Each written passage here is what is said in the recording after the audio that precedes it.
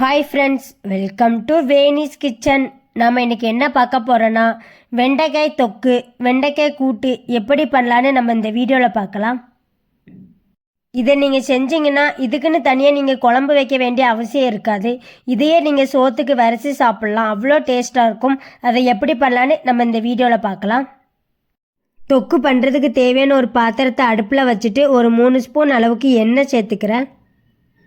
எண்ணெய் சூடானதும் 1 ஸ்பூன் அளவுக்கு கடுகு கடலைப்பருப்பு சேர்த்துக்கிறேன். கடுகு பொரிஞ்சதுக்கப்புறமா 2 வத்தல் சேர்த்துக்கிறேன். அப்புறமா 2 பெரிய வெங்காயத்தை சின்ன சின்னதாக கட் பண்ணி வச்சுருக்கேன், அதை சேர்த்துக்கிறேன். அப்புறமா கொஞ்சமாக கருவேப்பிலை சேர்த்து நல்லா மிக்ஸ் பண்ணிக்கலாம். வெங்காயம் கண்ணாடி பதம் வர வரைக்கும் நல்லா வதக்கிக்கோங்க. வெங்காயம் நல்லா வதங்கினதுக்கப்புறமா கொஞ்சம் வெண்டைக்காவை நான் வாஷ் பண்ணி சின்ன சின்னதாக கட் பண்ணி வச்சுருக்கேன், அதை சேர்த்து நல்லா மிக்ஸ் பண்ணிக்கலாம். வெண்டைக்காவை அந்த எண்ணெயிலே ஒரு 2 நிமிஷம் நல்லா வதக்கிக்கோங்க, அதோட பசத்தன்மை போகிறதுக்காக. வெண்டைக்காய் வதங்கினதும் ஒரு தக்காளி பழத்தை வாஷ் பண்ணி சின்ன சின்னதாக கட் பண்ணி வச்சுருக்கேன், அதையும் சேர்த்து நல்லா மிக்ஸ் பண்ணிக்கலாம். அப்புறமா கொஞ்சம் உப்பு சேர்த்து நல்லா மிக்ஸ் பண்ணிக்கிறேன்.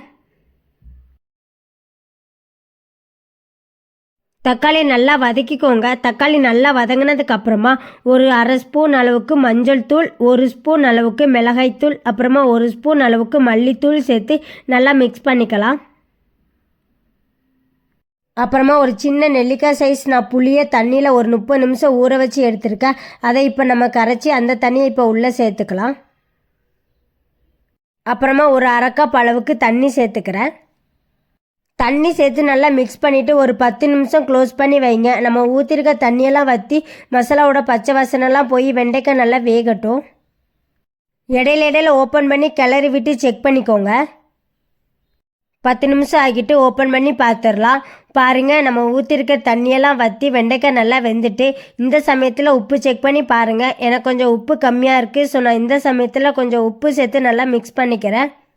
கடைசியாக என் 1 கை அளவுக்கு கொத்தமல்லியை வாஷ் பண்ணி சின்ன சின்னதாக கட் பண்ணி வச்சுருக்கேன், அதையும் சேர்த்து நல்லா மிக்ஸ் பண்ணிவிட்டு அடுப்பை ஆஃப் பண்ணிக்கலாம். உங்களுக்கு கொத்தமல்லி வேணும்னா போட்டுக்கோங்க, இல்லைன்னா வேண்டாம். அவ்வளோதாங்க, வெண்டைக்காய் தொக்கு, வெண்டைக்காய் கூட்டு ரெடி ஆகிட்டு. இதை நீங்கள் வெறும் சாதத்திலே வரைச்சி சாப்பிட்லாம், வெறும் அப்பளம் பொரித்து சாப்பிட்லாம். இதுக்குன்னு நீங்கள் தனியாக குழம்பு வைக்க வேண்டிய அவசியம் இருக்காது. இதே மாதிரி நீங்களும் உங்கள் வீட்டில் ட்ரை பண்ணி பாருங்கள், அவ்வளோ டேஸ்ட்டாக இருந்தது.